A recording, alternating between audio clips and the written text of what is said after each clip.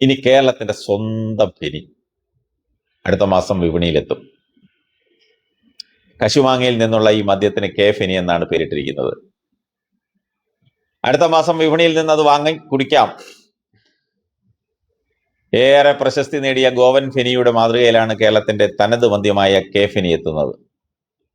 ഉൽപാദനം മാർച്ചിൽ തുടങ്ങുമെന്നാണ് ലഭിക്കുന്ന വിവരം.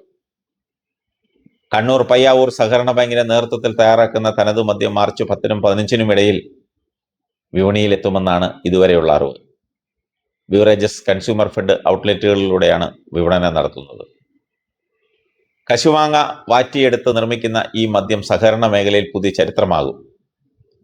പയ്യാവൂര് ആനേടിയിൽ ലീസിനെടുത്ത ഭൂമിയിലാണ് നിർമ്മാണ ഫാക്ടറി പ്രവർത്തിക്കുന്നത്.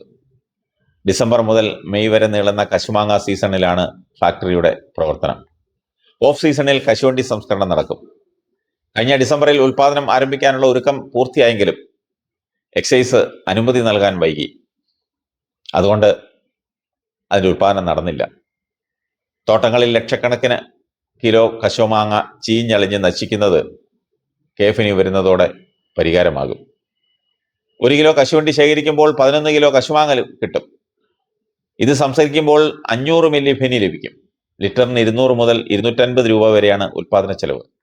അതുകൊണ്ട് തന്നെ കുറഞ്ഞ വിലയ്ക്ക് നല്ല മദ്യം കൊടുക്കാൻ സാധിക്കും.